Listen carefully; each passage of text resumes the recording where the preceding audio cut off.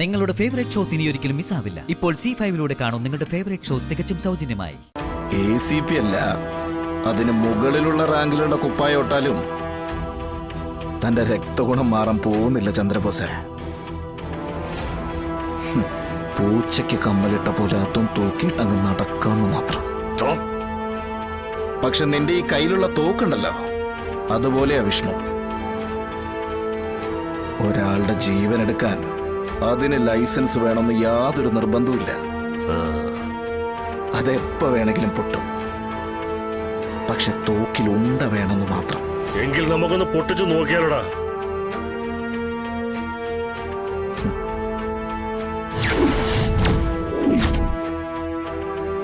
തോക്കിൽ ഉണ്ടെങ്കിൽ പൊട്ടും ചന്ദ്രബോസെ. എന്നാങ്ങ് പൊട്ടിച്ചേക്കട്ടടാ.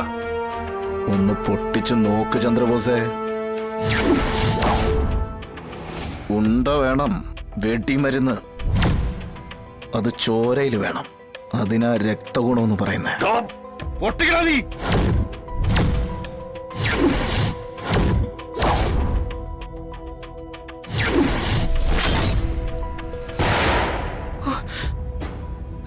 എന്താ സത്യമേ?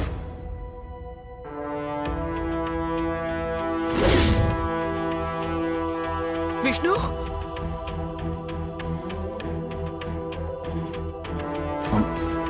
എന്താ വിഷ്ണു? അമ്മ ഒന്നുമില്ല, ഒരു കുഴപ്പമില്ല. ഇങ്ങോട്ട് നിൽക്കണം. നിങ്ങളുടെ മകന്റെ ചങ്ങിന്റെ ഒരു ഓട്ടയുടെ നോക്കിയതാ സത്യമാമേ. അവന്റെ തിളപ്പ് ഇതുവരെ തീർന്നിട്ടില്ല. അതങ്ങനെ വരൂ ചന്ദ്രബോസെ. ഇതേ സത്യഭാമയുടെ മകനാ. ഈ ഡയലോഗ് കുറച്ചു മുമ്പ് കേട്ടല്ലേ ഉള്ളൂ, അല്പം മുമ്പ് കണ്ടല്ലേ ഉള്ളൂ നമ്മൾ തമ്മില്. പിന്നെ എന്തിനാണാവോ തമ്പുരാട്ടി ഇങ്ങോട്ട് തിരുവെഴുന്നള്ളത്ത് നടത്തിയത്? മര്യാദയ്ക്ക് സംസാരിക്കണം മിസ്റ്റർ ACP. വിഷ്ണുവിനെ ജാമ്യത്തിലെടുക്കാനാണ് ഞങ്ങൾ വന്നത്. ഇപ്പൊ മനസ്സിലായി. വക്കീൽ സാർ പരിഹസിക്കുകയാണോ നിങ്ങൾ? അയ്യോ, വക്കീൽ സാറിനൊക്കെ ഞാൻ പരിഹസിക്കാനോ? ഈ നീതിന്യായ വ്യവസ്ഥയോടൊക്കെ വലിയ ആദരവ് പുലർത്തുന്ന ആളാ ഞാൻ.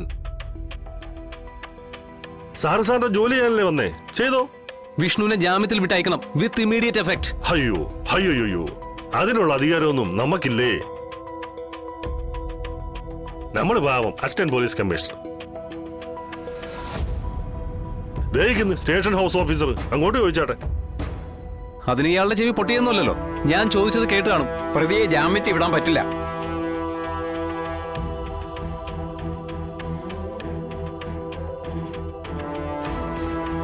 ഏത് സെക്ഷൻ പ്രകാരമാണ് വിഷ്ണുവിനെതിരെ കേസെടുത്തിരിക്കുന്നത്?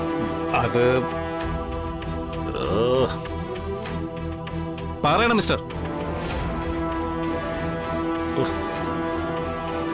തന്റെ കക്ഷിക്കെതിരെ ചാർജ് ചെയ്തിരിക്കുന്ന വകുപ്പ് എന്താണെന്ന് അറിയാൻ ഒരു അഡ്വക്കേറ്റിന് അവകാശമുണ്ട്. ഏതോ പോലീസിന് നാണം കെടുത്താതോ. സെക്ഷൻ 24A and 24B എന്താ പോരെ? അത് ബെയിലബിൾ ആണല്ലോ, ജാമ്യം കിട്ടാവുന്ന വകുപ്പ്. വിടാൻ സൗകര്യമില്ലെന്ന് പറയണോ? ഡൗൺലോഡ് ചെയ്യൂ C5 ആപ്പ്. കാണൂ എല്ലാ എപ്പിസോഡുകളും സൗജന്യമായി.